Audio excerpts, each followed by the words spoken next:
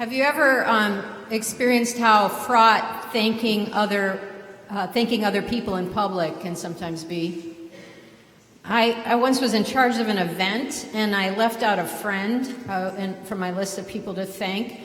And I remember well the amends that I needed to make to restore that friendship. And I don't think it would have helped my friend at all if I had quoted Jesus addressing the 12 apostles in the gospel today. So you also, when you have done all that you were ordered to do, say, "We are worthless slaves. We have done only what we ought to have done." I don't think anyone wants to sign up for membership in the Worthless Slaves Club. It's not very appealing. And this passage is also a jarring reminder that the New Testament assumes a world with slavery in it. The Roman Empire is a case in point. The military forced large numbers of conquered people to work in agriculture and mining operations. In the city of Rome itself, it's estimated that up to 40% of the population were slaves at the time of Jesus' birth. But unlike how slavery played out here in the U.S., back then it was hard to tell a free person from a slave. Any conquered person from Britain to the coast of North Africa to modern-day Turkey could end up a Roman slave. The Senate at the time even debated forcing urban slaves to wear something to identify themselves, but then they realized the risk of slaves seeing how numerous they were, and so they nixed the idea. This gives you a little sense of the context of our reading today with its callous-sounding verses. Jesus seems to compare the 12 to slaves who should not expect acknowledgement or reward. A slave would never expect a thank you for doing his or her duty, and neither should you for doing what God commands.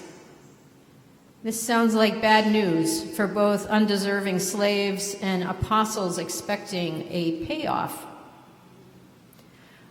Or is it all bad news?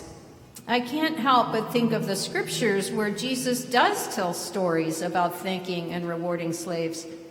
Some of you may recall hearing a verse from Matthew 25 at the televised state funeral of someone important.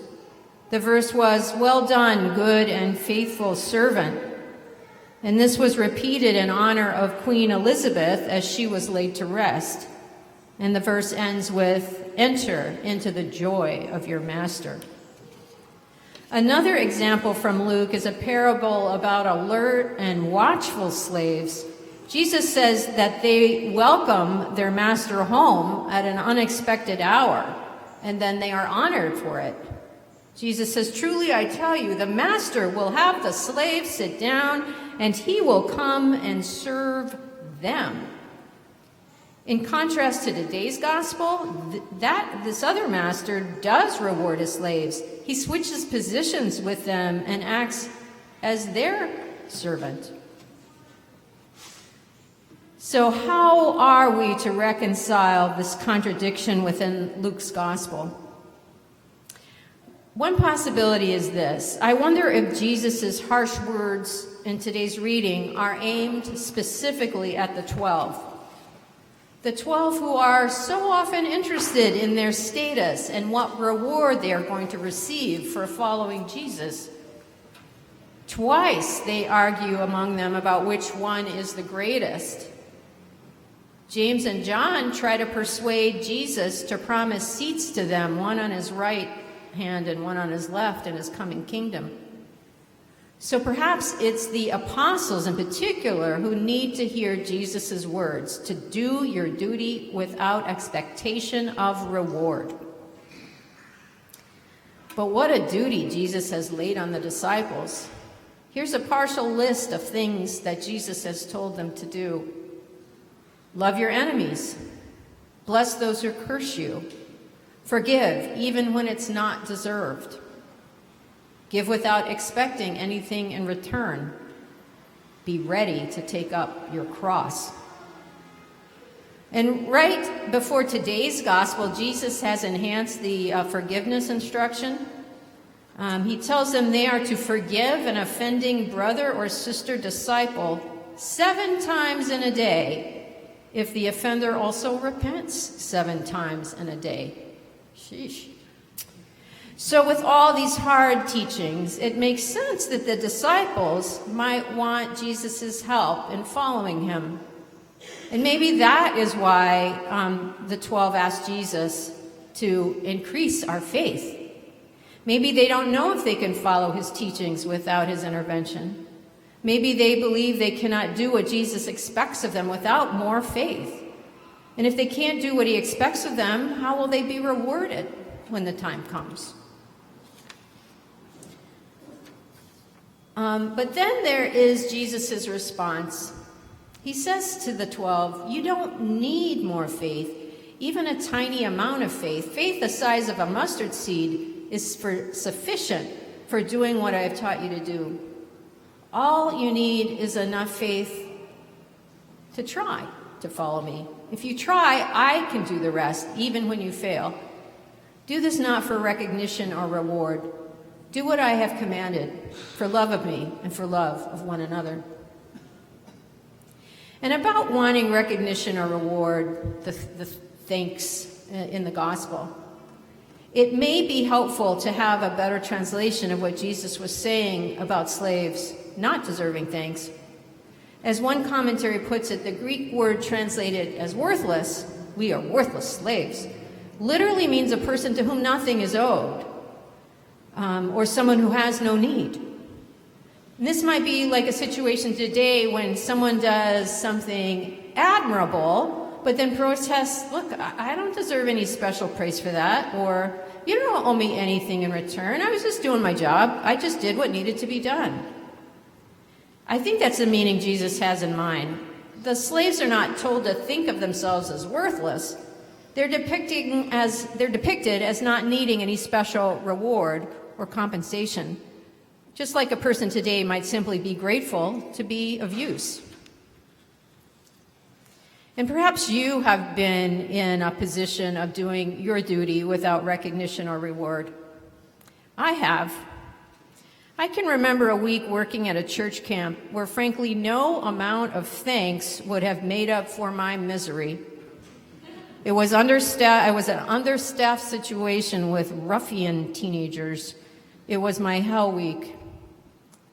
But then there was another week, a different summer, a different camp, where it all came together. To see a group of young people create a passion play and reverently act out scenes from the story of the cross brought a lump to my throat. Our final worship was marked by full participation, a sweet spirit. Even the cool kids got everyone in a big circle dance together to end the service. Exhausted as I was when the week finished, all I could think was how satisfying it was to be there. It was my heaven week. And there was a payoff. But it was not that I remember anyone personally thanking me. The payoff was the gratitude I felt, my thankfulness to God to get to serve him in this way. And maybe that's the key for the apostles and the rest of us when faced with serving and doing what God commands us to do. What comes first is not the hope of reward or being thanked. It's our own gratitude or thankfulness for what God has done for us in Jesus. Maybe this is how we nurture the seed of faith. Maybe it is the seed of faith itself. We express thanks in our hearts for what God has done for us first.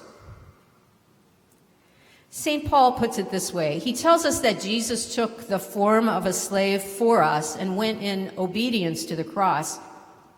And when he did this, he created one new people with no distinction between Jew or Gentile, male or female, slave or free. But remember, the world around Jesus did not see things that way. That world assumed all those distinctions, especially that slavery was a given, and that there would always be people who were least and last because they were slaves. And yet those are the very people Jesus said were valued and honored in God's kingdom. And he told that story about the master who became a servant to thank his slaves. And Jesus himself showed us all on the cross what it means to be least of all in order to serve all. So there are times when many of us really do want to thank you, to be noticed and appreciated for our efforts, when the words, "Well done, good and faithful servant," would be a welcome affirmation, and the scriptures describe that happening. At the same time, let us always have ready hearts to first say thank you to God for Jesus and all that he's done for us. And maybe that is the speck of faith that Jesus says is all we need: simple gratitude. So with thanks in your heart, may the work you do in his name, at the shelter, on the Altar Guild, in Sunday school, at the farm, visiting Rikers, or at Red Hook schools, or working for mental health reform, all of those things and more, may all of it be full of reward and thanksgiving. Amen.